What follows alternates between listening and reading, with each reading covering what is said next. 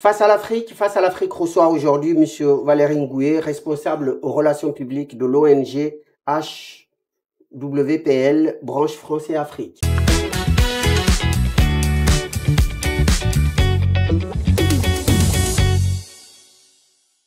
Mesdames, Messieurs, bonjour, vous êtes sur Afrique 1 dans l'émission Face à l'Afrique. Nous recevons aujourd'hui M. Valéry Ngouye, donc le responsable aux relations publiques de l'ONG HWPL, branche France et Afrique. Bonjour monsieur. Bonjour. Merci d'avoir accepté notre invitation. Donc, vous allez vous présenter à nos téléspectateurs. D'accord, merci monsieur Soli de me recevoir face à l'Afrique sur Afrique 1. Je suis Valéry Ngouye et je suis responsable du département des relations publiques de l'ONG HWPL, une ONG qui œuvre pour la paix et la cessation des guerres dans le monde. Très bien, monsieur Ngouye. Donc, vous avez du pain sur la planche. Donc, vous œuvrez pour la paix mondiale. Hein, et aujourd'hui, donc, le monde est extrêmement troublé. Donc, qu'est-ce que vous dites à cela? Ah oui, bien sûr, le monde est extrêmement troublé. C'est pourquoi notre message doit porter davantage. Donc, comme nous aimons le dire, la paix est aujourd'hui le plus grand défi de notre génération. Et nous pensons que tout le monde, tout citoyen, doit s'impliquer aujourd'hui pour la paix. Alors, donc aujourd'hui, le monde est troublé, il y a la guerre partout. Partout. Donc, et est-ce que, à votre avis, votre message est inaudible? Je ne dirais pas inaudible. Je ne dirais pas inaudible. Je pense que le problème, c'est que beaucoup de gens, malheureusement, croient que la paix est une utopie, en fait. Mais nous aimerons rappeler aux personnes que la paix n'est pas inaccessible. La paix est un défi. Voilà, donc tout défi est amené à être relevé. Et nous pensons à HWPL que c'est possible de pouvoir relever le défi de la paix. Si tout un chacun s'implique, donc nous avons pour cela une stratégie qui est clairement définie. Je pourrais revenir dessus si vous le permettez. Et nous mettons aujourd'hui des actions sur le terrain, que ce soit en France ou en Afrique et même partout dans le monde, parce que HWPL, c'est une organisation qui a été fondée en 2013, mais qui aujourd'hui a des activités dans plus de 170 pays dans le monde. Donc, nous pensons donc que le message, autant pour moi, est audible. Maintenant, il faut qu'il soit audible pour davantage de personnes. Donc, l'ONG est basée où? Alors, le siège de l'ONG est en Corée du Sud, donc parce que l'ONG a été fondée par le président Man Il-lee, qui est un vétéran de guerre. Donc, il a fait la guerre de Corée dans les années 1950. Il est donc bien placé pour pouvoir parler de paix. Voilà, donc le siège de l'ONG est en Corée du Sud, à Séoul, qui est le quartier général. Et après, nous avons des branches dans plus d'une vingtaine de pays dans le monde, des branches officielles. Donc, nous sommes reconnus dans ces pays-là en tant que, justement, ONG ou association. Et après, nous avons des activités aussi dans différentes régions du monde. Pas forcément encore de branches officielles, mais dans différentes régions du monde, nous avons aussi des activités.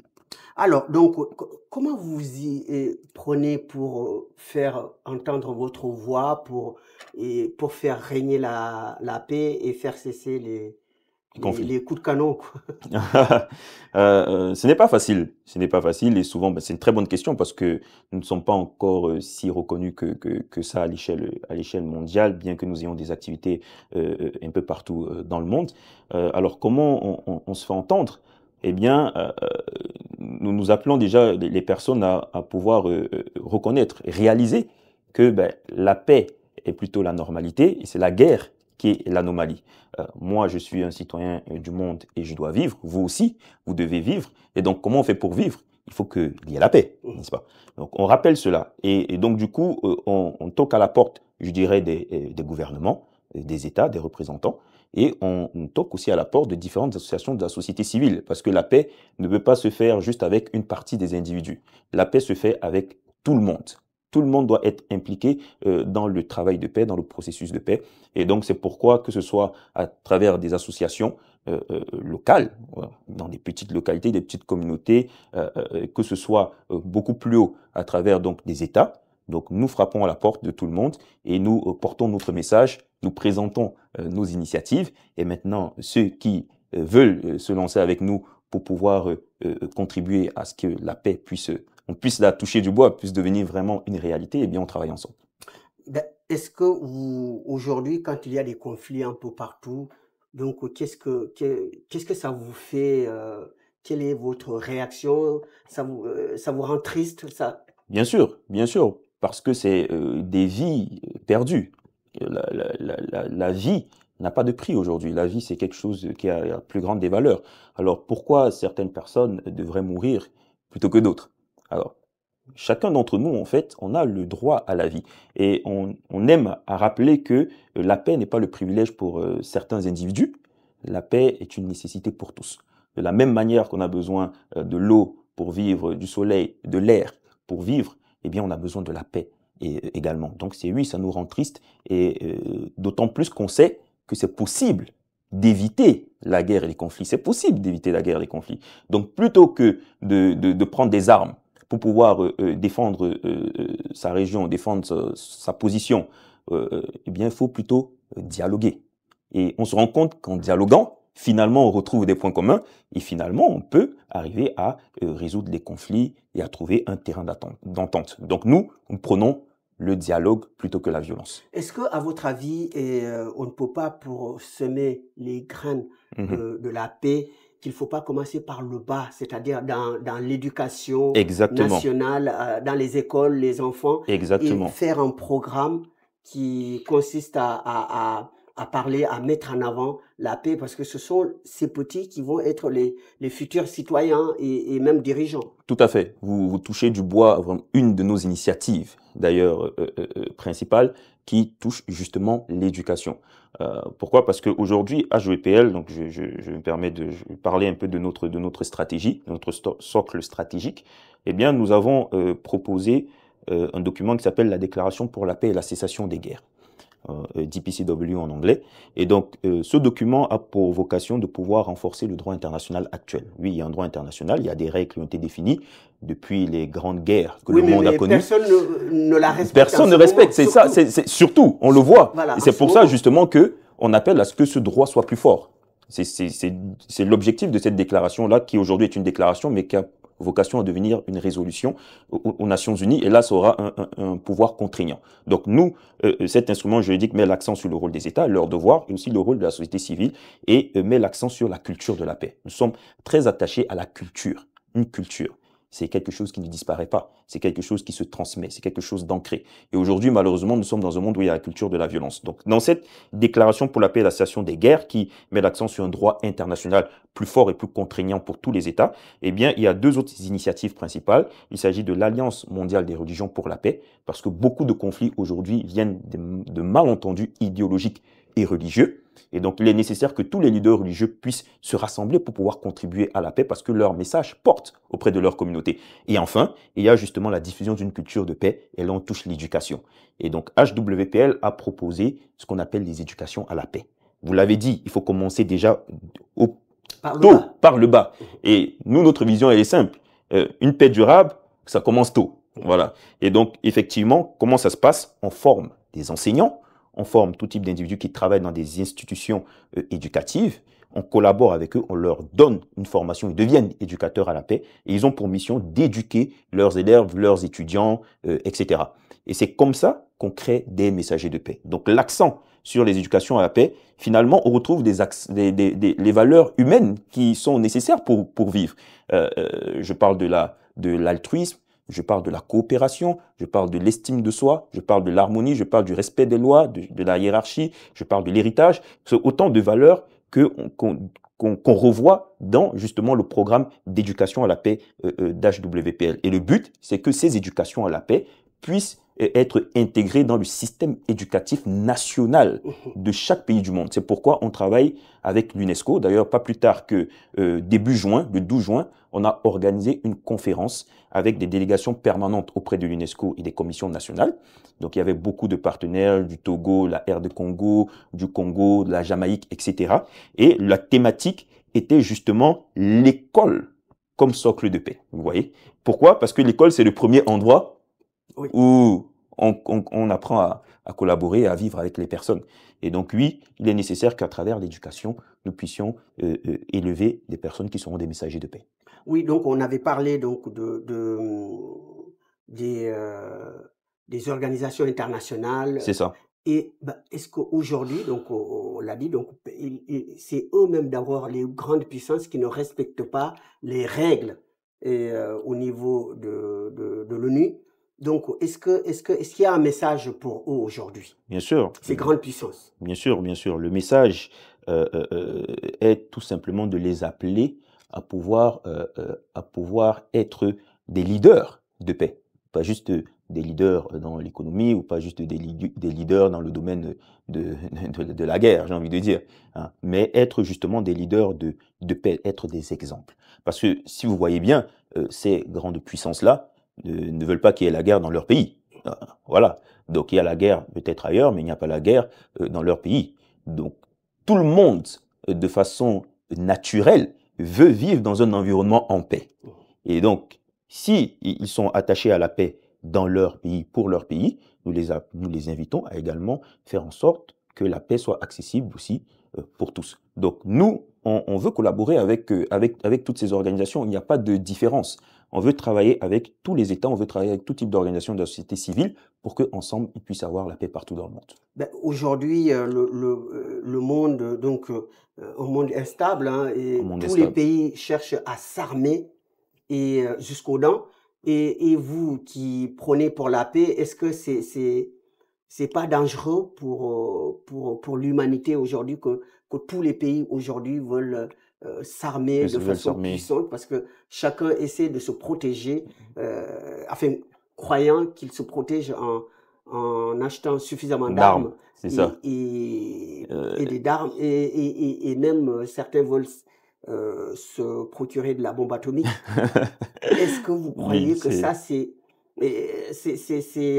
c'est compatible à votre idéal en pas du fait? tout. C'est là l'erreur. C'est-à-dire qu'on se dit qu'en préparant la guerre, eh bien, on veut justement préparer la paix. Mais c'est l'erreur parce que les conflits engendrent d'autres conflits. Et donc nous le prônons et nous voulons que ceux qui nous entendent puissent également s'en rendre compte. La guerre produit la guerre, des conflits produisent des conflits. Par conséquent, il est important que, au lieu de pouvoir s'armer pour rentrer en guerre, vaut mieux prôner le dialogue. Et d'ailleurs, dans un des articles, autant pour moi, de la Déclaration pour la paix et la cessation des guerres, nous mettons l'accent sur l'armement. C'est-à-dire qu'aujourd'hui, pourquoi dépenser autant de ressources dans des armes, vous avez cité même jusqu'à la bombe atomique, alors que toutes ces ressources-là peuvent être utiles pour le bien commun de l'humanité.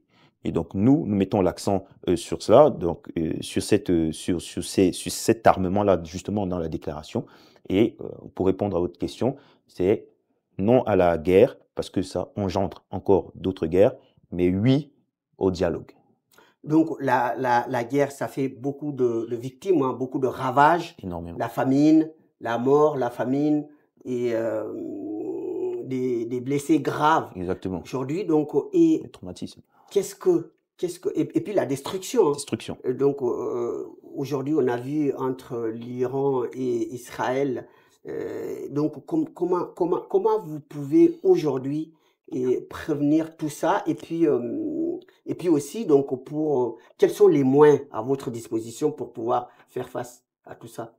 Alors, dans votre question, je garde comme mot-clé la prévention, effectivement. C'est-à-dire que euh, faire le travail de paix, c'est pas juste venir éteindre le feu quand il y a déjà le feu, mais c'est prévenir la guerre. Ça aussi, c'est le travail de paix. Et dans nos outils, nous rassemblons les personnes, c'est-à-dire que HWPL veut être une plateforme de rassemblement. Et à chaque fois, mettre en avant le dialogue et la coopération. Et aussi l'inclusion. L'inclusivité, c'est très important parce que la paix, c'est tout le monde qui est impliqué. Donc ça, c'est l'un de nos moyens pour pouvoir justement prévenir les conflits, le dialogue, l'échange. D'accord? Le dialogue, l'échange. Et également, tout à l'heure, on a parlé de quoi? On a parlé de l'éducation. Mhm. On a parlé de l'éducation. Parce qu'aujourd'hui, les enfants d'aujourd'hui, demain, c'est eux les leaders. Et donc, si on commence tôt et ils sont éduqués aux valeurs de paix, coopération, dialogue, harmonie, entente, j'ai ma place, l'autre aussi a sa place, etc. Donc, s'ils sont éduqués et grandissent avec des valeurs de paix, on prévient demain à ce que s'il y a une mésentente, ils vont privilégier plutôt le dialogue et la coopération plutôt que l'arme. Voilà. Donc ça, c'est vraiment un de nos piliers, c'est l'éducation à la paix et la diffusion d'une culture de paix. Ben, on va aussi parler de l'origine des guerres. Hein. Est-ce que selon HWPL, quelles sont les principales origines des conflits? C'est pour l'économie, c'est pour piller les matières premières des uns des autres, ou tout simplement parce que les uns veulent détruire les autres, ou la suprématie, l'ego. Quelles sont, à votre avis, les origines? L'origine des guerres. Et c'est quelque chose qu'on aborde, Monsieur Soli, d'ailleurs, dans nos éducations à la paix. Je pense qu'il faudra que je vous invite même à participer à nos formations d'éducation à la paix. Donc, vous allez voir qu'il y a beaucoup de choses qu'on aborde. Et effectivement, l'origine des conflits, l'une des sources principales, c'est l'avidité de l'homme. C'est l'avidité de l'homme. L'homme est un éternel insatisfait. On veut toujours plus. On veut toujours plus, quitte à asseoir notre pouvoir. Et donc, il faut justement prendre exemple sur la nature même. La nature nous enseigne. On voit que dans cette grande diversité de la nature, il y a une unité, il y a une harmonie. Et donc, nous, on veut rappeler aux personnes que, au final, la diversité, la différence, c'est une richesse. Et dans cette différence-là, on peut être ensemble, on peut être unis. Donc, oui, il faut travailler sur le cœur de l'homme, il faut travailler sur son avidité et lui rappeler, l'éduquer. En fait, il faut éduquer l'homme et lui rappeler que tu as ta place, tu as ta place, mais l'autre aussi a sa place. Et plutôt que d'essayer d'aller s'imposer, etc., il faut plutôt collaborer, il faut plutôt coopérer. Et prenons même exemple de la nature. Donc oui, ça c'est une source de conflit. Après, il y a d'autres sources de conflit. On a parlé tout à l'heure de la religion, parce qu'on a une de nos initiatives qui porte sur l'Alliance mondiale des religions. Et par exemple, la religion, beaucoup de malentendus idéologiques et religieux sont aussi source de conflit. Parce que on ne comprend pas l'autre, on ne va pas vers l'autre, on a un autre point de vue, ça s'arrête là, l'autre n'est pas d'accord avec moi, donc j'ai tendance à plutôt entrer en conflit. Mais non, si on discute, on partage, on se rend compte qu'on a plus de points communs que de différences. Et donc oui, par exemple, beaucoup de malentendus idéologiques, de religieux sont source de conflits, et on peut en citer tant d'autres. Des conflits des intérêts économiques, ethniques, exactement, voilà, tout à fait, tout à fait. Ethniques, des guerres civiles, exactement, guerres entre États, et guerres entre États, et guerres intercommunautaires, tout à fait. Voilà. Et je prends d'ailleurs, vous ouvrez une autre brèche qui me permet de présenter, par exemple, en Côte d'Ivoire, on a lancé un projet il y a 2 ans maintenant qui s'appelle Diversité ethnique et harmonie en Côte d'Ivoire, où justement on rappelle aux Ivoiriens que avant d'être, je sais pas moi, Djola, avant d'être Bété, avant d'être Annie, avant Baolé, on est d'abord Ivoirien. On est d'abord Ivoirien. Et donc, parce que beaucoup de conflits intercommunautaires, malheureusement, tirent aussi leurs origines sur des différences politiques, on rappelle aux personnes que c'est pas parce qu'on n'est pas du même bord politique que du coup ça fait que l'autre il est Bété, l'autre est Baolé, donc ça devient maintenant des conflits entre ethnies, entre tribus. Non. Non, justement, on travaille encore à nouveau à travers donc, des dialogues, à travers des espaces d'échange, on rappelle l'histoire aussi, et on rappelle aux personnes que, en fait, finalement, on est ensemble. On est ensemble et on est un, au final, même dans cette diversité-là. Alors, donc, que pensez-vous donc du conflit, par exemple, à l'est du Congo? Oui, dur conflit. Le Congo, malheureusement, ses richesses attirent... Lui valent plus de problèmes qu'autre chose, j'ai envie de dire. Donc, ce qui est dommage. Et je pense à nouveau que là, on parlait de qu'est-ce qui est la source de conflit, c'est l'avidité. L'avidité pour les richesses. L'avidité pour les richesses. Et on oublie l'humain. Pourquoi? Parce que on veut juste avoir plus. Et puis, derrière tout cela, on oublie ces valeurs d'humanité, ces valeurs de vie. Et donc, c'est un conflit qui est triste, très très triste au Congo. Et il y a un travail de fond à faire, hein. Il y a vraiment un gros travail de fond à faire au Congo. Et justement, au Congo, on travaille aussi sur les éducations à la paix. On rassemble aussi des différentes organisations. On fait aussi un travail au Congo qui petit à petit grandit. D'ailleurs, la RD Congo était justement partenaire de notre événement qu'on a fait en collaboration avec des délégations permanentes et commissions nationales auprès de l'UNESCO. Ils étaient là. Parce que justement, à travers l'éducation, il faut qu'on change les mentalités des Congolais aussi. Voilà. Et c'est ce que je puis dire sur ce sujet-là. Sur ce sujet. Alors, C'est ça. donc, est-ce que dans l'ONG HWPL, est-ce que vous avez pensé à créer un prix pour la paix, c'est-à-dire et de le donner à quelqu'un, par exemple, qui œuvre pour la paix, à un dirigeant qui œuvre, mais vraiment pour la paix. Ce serait bien. Ça, c'est une très bonne idée. Nous n'en sommes pas encore là. Et pour anecdote, nous avons, avec les personnes, les personnalités ou organisations qui nous aident sur le terrain, avec lesquelles nous collaborons, nous avons fait un Peace Award pour ceux qui sont engagés le plus dans la paix. Mais vous voyez, c'est plutôt, on va dire, entre guillemets, interne. Voilà. Mais effectivement, comme vous le dites, on peut voir plus loin, on peut voir plus grand et pouvoir justement voilà, mettre en avant des personnes qui travaillent réellement pour la paix. Ben, qu'est-ce que vous pensez du prix Nobel de la paix? Parce qu'aujourd'hui, c'est devenu un instrument politique. C'est vrai. Est-ce que ça doit être sa vocation ou pas? Non, pas du tout.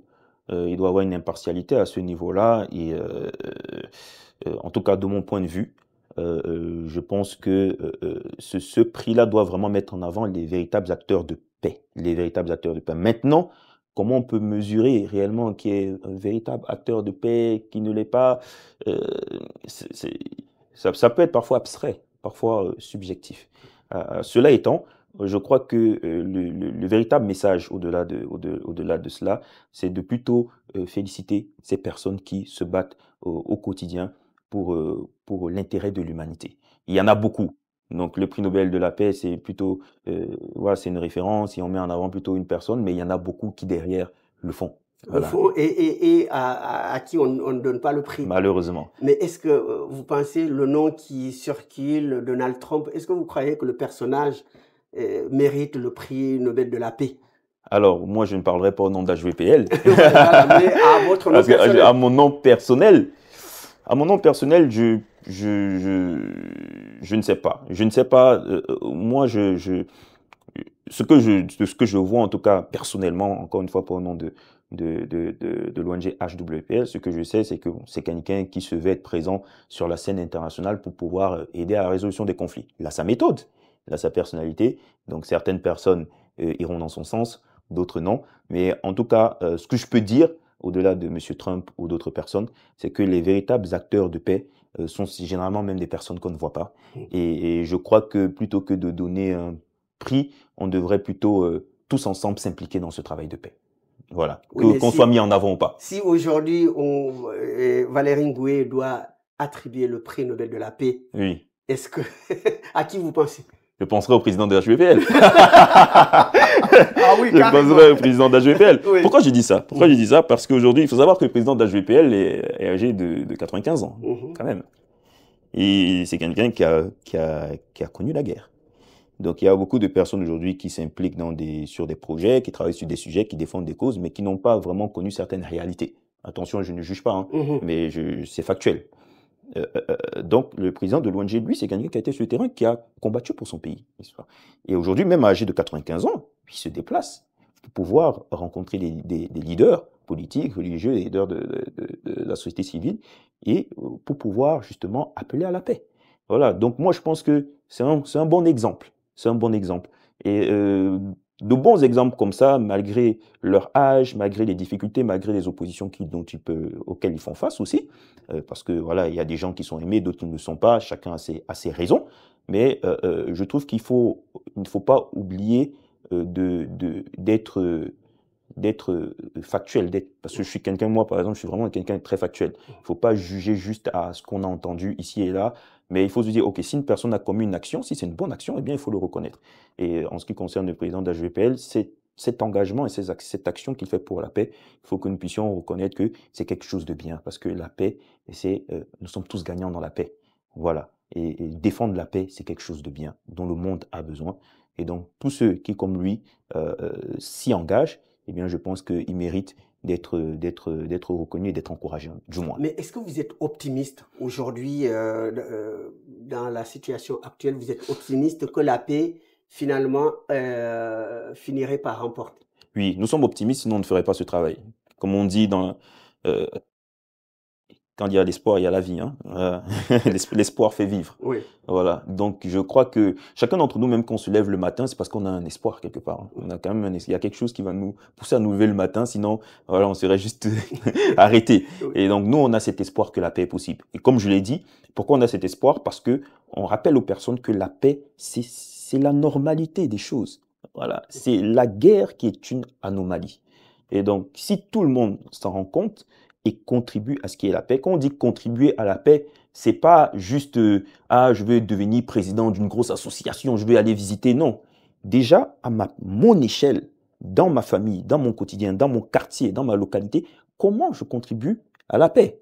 Est-ce que s'il y a un conflit, je vais être celui qui va attiser le conflit ou je vais être celui qui va rassembler pour discuter et trouver des points d'entente? Donc, ça commence déjà dans le quotidien.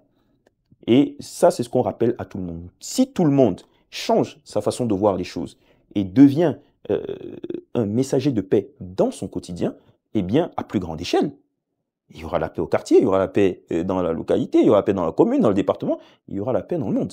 Donc nous croyons que c'est possible.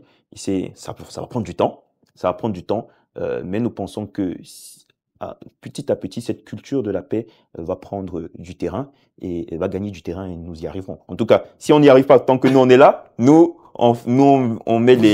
posons les pierres, voilà, pour que les autres qui viendront, la graine, exactement, et que les autres continueront ce qui a commencé. Alors, donc, si par exemple un pays se fait agresser par un autre pays, est-ce que selon vous, qui êtes un homme de paix, est-ce que l'autre pays doit riposter ou il doit privilégier la paix en disant bon, je n'agis pas parce que nous voulons la paix? Nous dans la mesure où nous sommes partisans du dialogue, on va jamais encourager le fait de répondre à la violence par la violence. On va jamais encourager ça parce que ça sera juste un engrenage. Ok, on m'agresse. Je réponds par la violence, ça engendre d'autres violences. Il y a des exemples très récents même qu'on a vus. Le monde entier était témoin de ça. Donc les résultats sont là, les faits sont là. Alors il faudra peut-être même cause, mêmes actions créent les mêmes conséquences. Donc si on veut qu'il y ait des résultats différents, il faudrait peut-être changer notre manière de faire. Voilà. Ok, le pays a agressé. Déjà, il faut que le pays agresseur se remette en question. Déjà, premièrement, ça serait déjà très bien. Et ensuite, le pays agressé, plutôt essaye de prendre de la hauteur. Oui, c'est terrible, ça fait mal. On nous a agressés, on n'a rien demandé, il y a eu des dégâts, mais qu'est-ce que je fais? Est-ce que je prends de la hauteur et j'essaye d'appeler au dialogue pour éviter qu'il y ait encore d'autres conséquences néfastes? Ou alors, je rentre dans ce cycle de violence? Vous voyez, c'est très difficile, mais je pense que c'est là où il faut prendre de la hauteur et il faut prendre des décisions qui, parfois, font mal, mais qui, à long terme, seront plutôt positives. Très bien, bon message. Donc maintenant, en guise de conclusion, qu'est-ce que vous dites au monde et à l'humanité? Alors, en guise de conclusion, je dirais au monde que la paix n'est pas une utopie, mais c'est un défi. Un défi auquel chacun d'entre nous doit contribuer pour qu'il soit relevé. Donc, au quotidien, nous avons besoin de cette paix pour vivre. Personne ne peut vivre dans la guerre, ce n'est pas possible. Alors, on peut justement se rendre compte que la paix est indispensable. Et maintenant, pour que cette paix puisse être accomplie, chacun d'entre nous, à notre niveau, nous pouvons y contribuer d'une manière ou d'une autre. Ça commence même déjà par un travail sur soi-même et aussi dans mon environnement proche, ma famille, mon quartier, etc. On peut tous être des partisans de paix. Maintenant, pour le mot de fin, en septembre, chaque 18 septembre, HWPL organise un sommet mondial pour la paix. C'est la 11e édition cette année, parce que ça a commencé en 2014. Et c'est l'occasion pour pouvoir, une fois de plus, faire le bilan sur les initiatives de paix qui ont été faites durant l'année, et de pouvoir se projeter. Et donc cette année, la thématique, ça sera justement de mettre en avant la coopération entre les gouvernements et la société civile pour qu'il y ait la paix. Voilà. Donc, nous invitons ceux qui peuvent d'ailleurs s'y rendre. C'est ouvert, hein. Vous pouvez nous contacter à JPL. Donc, le sommet se tiendra en Corée du Sud, voilà, à partir du 18 septembre à Séoul. Et il y aura des événements également dans différentes régions et localités où HVPL a des initiatives. Donc, aussi, on veut vous contacter ou bien adhérer à l'ONG, comment on fait? Alors, pour me contacter, adhérer à l'ONG, il y aura l'adresse mail, si vous permettez, Monsieur Soli, qui soit affichée justement en bas de l'écran. Donc, je vous la ferai parvenir, parce qu'on on a différentes adresses. Et après, donc, personnellement, moi aussi, vous pouvez si vous tapez Valérie Ngoué, me trouver également sur Internet, vous pouvez m'écrire. J'ai des réseaux sociaux, donc que ce soit professionnel, LinkedIn ou même des réseaux plus libres comme Instagram, etc. Vous pouvez nous contacter donc par mail de façon plus simple ou même à travers des personnes comme moi qui suis donc membre d'HVPL, c'est possible. Voilà. Très bien, ben, je vous remercie beaucoup, Monsieur Valérie Ngoué, Merci à vous d'être venu sur notre plateau. Donc, un message très très fort. Et donc pour la paix, même si je vous l'ai dit au début de l'émission que vous avez du pain sur la planche parce qu'il y a énormément de conflits dans le monde, que ce soit des conflits inter-États et puis ou des guerres civiles comme en Haïti. Eh bien, donc aujourd'hui, mais comme vous dites, le message le plus important, c'est de ramener tout le monde à la table de négociation et d'avoir la paix dans le monde parce que nous avons droit à la vie. Exactement. Je vous remercie les téléspectateurs donc d'avoir suivi cette émission. Je remercie la régie, M. Faisal Sidiki, et également le PDG de la chaîne, M. Hamza Taj, et également notre directeur donc de la coopération, M. Malik et Sadat Malik. Je remercie les téléspectateurs d'avoir suivi cette émission. Je vous souhaite une excellente soirée sur Afrique 1 dans l'émission Face à l'Afrique.